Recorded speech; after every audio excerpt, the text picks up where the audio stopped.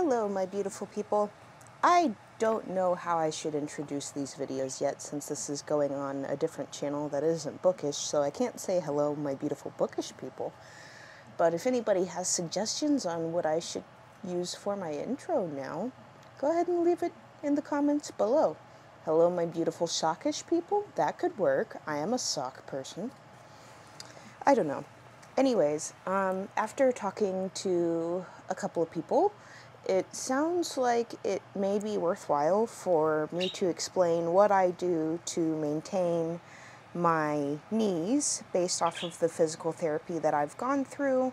If you don't know this about me already, my kneecaps do what is called a subluxation, which means a partial dislocation, where if it happens during this training session, I'll actually, lift up my pant leg and show you what exactly happens with what's going on with my knee. I don't want to physically sublux and put it back without absolutely having to, because I can do that manual location and relocation with my fingers.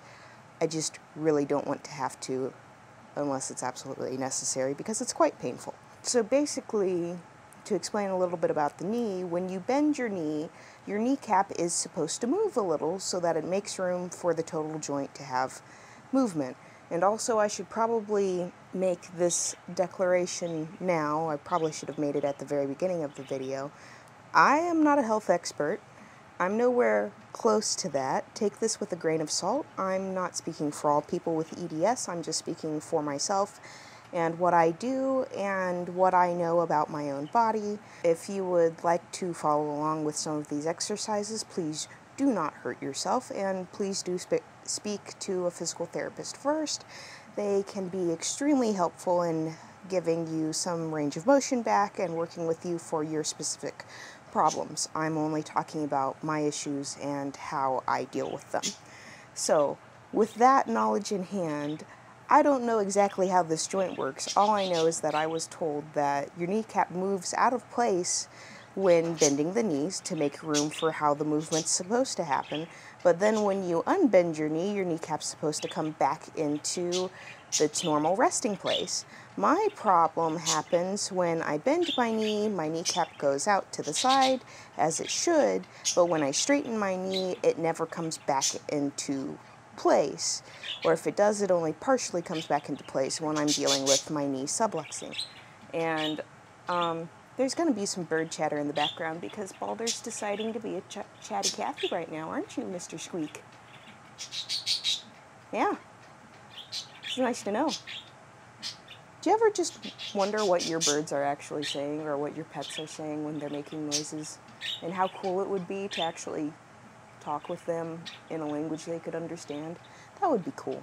Anyways, getting back to knee stuff. I got diagnosed with loose ligaments in my knees when I was about 13 years old. I don't remember exactly. I think it was 2007, because I remember being in 7th grade and I was trying to run and I couldn't run because it was extremely painful, and my mom thought that I was faking it and that I was crying for no reason and just being dramatic, when in reality my knees were subluxing and it was extremely painful. And then I went in for my yearly physical with my doctor, and my doctor goes, "That's not supposed to happen. You shouldn't be manually relocating your kneecaps.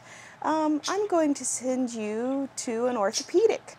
So I go to the orthopedic. The orthopedic says, "Oh, you have loose ligaments in your knees." As I find out now, 13 years later, it's the beginning signs of me showing EDS.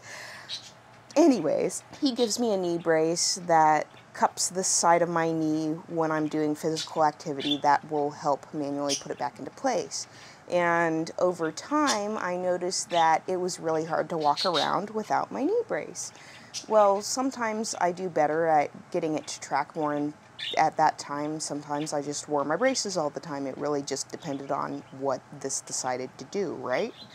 So, fast forward several years, I get into undergraduate school, and I really, really hurt my right calf because I was doing jump squats, and because I don't have very good joints, I couldn't perform this jump squats properly, and I really injured my legs. So I get into physical therapy, and physical therapy goes, "You've been wearing knee braces all this time. Why didn't they give you physical therapy? Because that could really help you, and I'm going to prove it." I go, "Okay, great. I'd be super happy to not have to wear my knee braces a lot."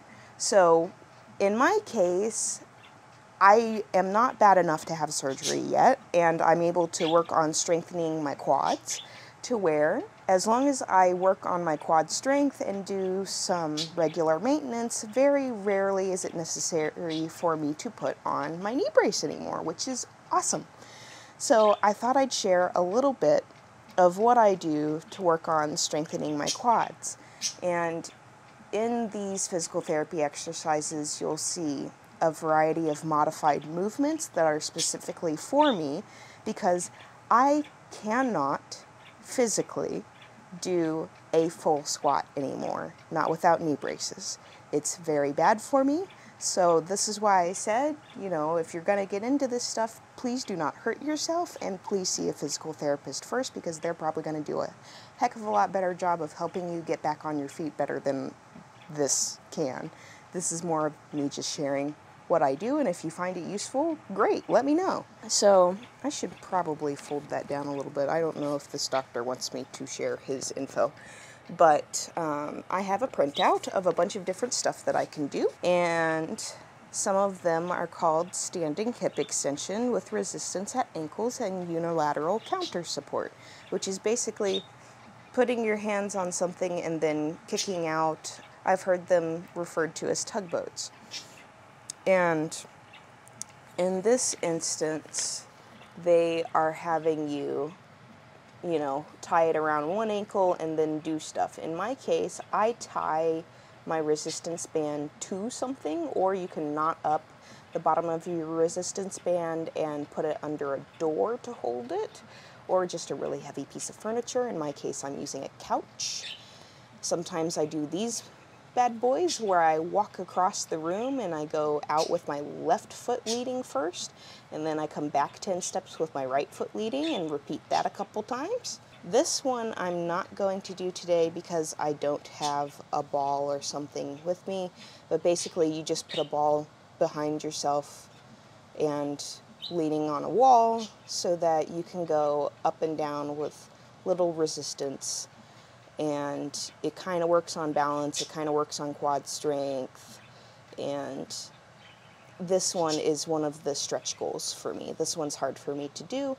Instead of coming to a 90-degree angle more like this person is, I'll probably be up farther, more like a 45-degree angle. I think it actually written, it's actually written here for me. They go, don't do 90, do 45 degrees. So that's enough for me to help with quad strength. These ones are really difficult for me. I just go outside and use my front stoop or step, depending on what you want to call it. It's a box step up, and it works everything to make sure that you're stepping the right way and everything is holding properly. I often have to watch myself of what's going on because I'm making sure that my knee's not bending out and my knee's not bending in. When you take that upward step, you want your leg to be in one straight line and that it's not flippy-floppy and out these ways. That one's a really hard, complex movement for me. Stairs are difficult.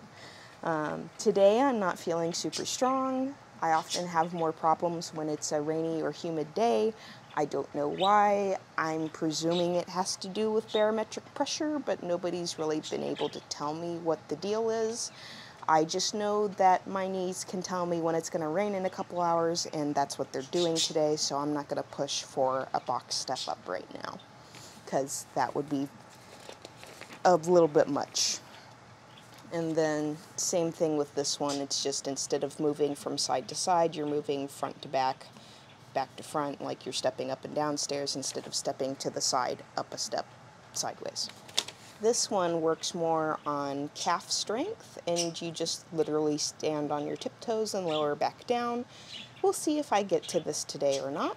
And then, per my other physical therapists, direction. I've had 2 different physical therapists at this point, one while I was in college, one this year, which was the start of me figuring out that I had EDS, because I went to a physical therapy appointment because my arms and legs were acting up, and they said,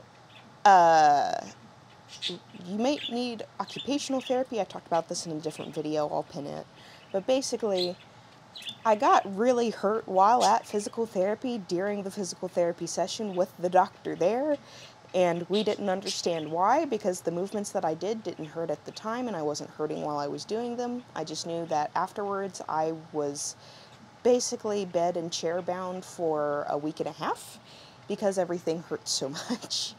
So that was kind of the beginning of me going for another diagnosis, going, something's terribly wrong. What is this? And turns out I got EDS. So I also do a little bit of stretching, and for a lot of people with EDS, they're told not to stretch, which again is why you should really go to a physical therapist, go to someone who knows what they're doing. In my case, I have really, really tight hamstrings, which then messes with how I walk. So I do a little bit of a stretch where I keep my heel back on the floor and my toes pointed upwards. You can do this with a wall, or you can do like me and get, I don't even know what this little board thing is called, but it varies the angle depending on where you decide to notch it at, so that you get a better stretch for, in my case, my hamstrings. So let's get started, I guess. I like getting started with stretches. There are 2 main modes of thinking that I've seen, where people either do some physical movement to warm up first and then stretch, or you stretch first and do your physical activity later. My physical therapist just told me to do whatever feels good to me. This feels fine to me. I don't feel like I'm overdoing it or underdoing it. And I don't know. That one's a difficult one to talk about, I suppose. But I just like to start off my day with a little bit of stretching. I start with my feet going forward first, and then I go out so that it kind of looks like I'm making a V with my feet, which in this case, at this angle, I'm not really stretching anything anymore with this. So then I'll move to point my toes inwards, and I'm feeling a stretch there at this angle, so that's good. I don't know what exactly the variants on this stretch do. If anybody knows, go ahead and let me know in the comments below. I just know that a doctor told me to do them, so I do them. And they told me that I could hold these for like about 20 to 30 seconds each, or I could just hold them for when I couldn't really feel the stretch anymore. It was really up to me and how I felt that day. So that's what I do. And that's why you won't see me doing a particular amount of time on these stretches, and I'm not having a stopwatch out in this case, because I'm just doing what feels good. Now I'm going to talk to you about the resistance bands that I use, because I have a wide variety. These yellow ones for me are lower resistance, the red one's a little bit more resistance, the purple one is even more, and then this gray one is the one that I've had the longest, and it is very high resistance. I use these depending on how I'm feeling that day and what exercise I'm doing. In this case, I'm going to go for tugboats, so I am going to use this gray one right now. I just tie it around. I don't really care if it has twists in it. I can sort that out later. And I do right over left, left over right. That's what makes a square knot tight. And then make sure that it's actually tight, because believe me, you don't want to pull this loose and the knot not hold, because sometimes it'll try to smack you in the face, which is never fun. And then there are 2 different ways to do what I was told are tugboats. One is to go back and hold and put your foot on the ground and then move forward. A more complex way to do this would be to go back and just barely touch your toes or not touch at all, hold it, and then go back to resting. And I'm pulling back roughly 10 to 12 inches or something like that. for these. Today I'm not feeling super duper steady, so I'm just going to do the less advanced version. And I do 10 on each side, moving like a compass. Is that a thing? Did I just make that up? I don't know.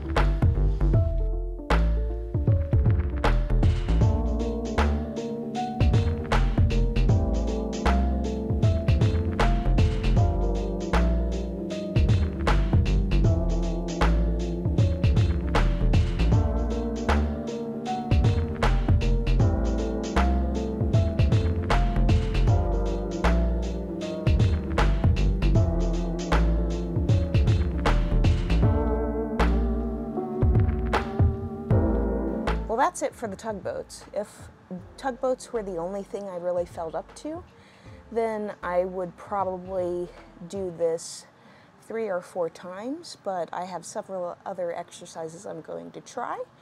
So that's enough of that for now. We'll see how far I make it. At this point, I'm just listening to my body to see what's okay to do, and if I start getting tired, then it's probably time to call it quits and have a rest.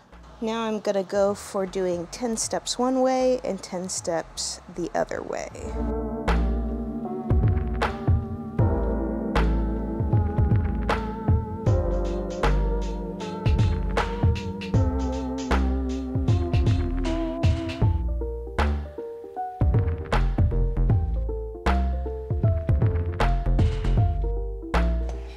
Now I'm going to do an exercise that for some reason was not on my sheet, but is a variant of the one where you squat with a ball behind your back. This is a Bosu ball. It's just a half a ball that's kind of rubbery and filled with air. It's a balance type of exercise where you need a cane or a walker or a table or something to hold on to make sure you're steady while you're getting up on this thing, so that you don't fall and hurt yourself. And then I'll do 45-degree squats for this. And if I feel really steady, I'll take my hands off of this boy so that I'm really relying on my legs for stability. This is going to be my stretch exercise for today. And by stretch, I mean stretch goal. Hopefully this angle will show it a bit better.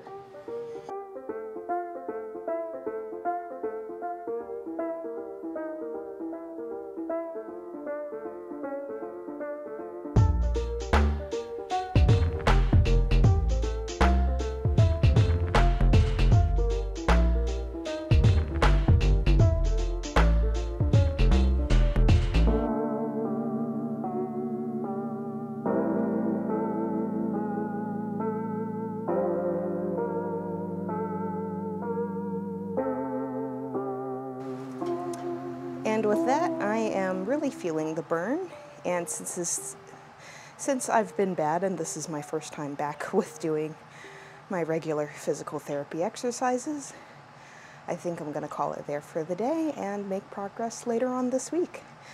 Hopefully this has been helpful for some of you, and if you don't know what to say but you would like to leave a comment, go ahead and leave me any emoji you'd like down below. Thanks, and I'll see you in the next one. Bye!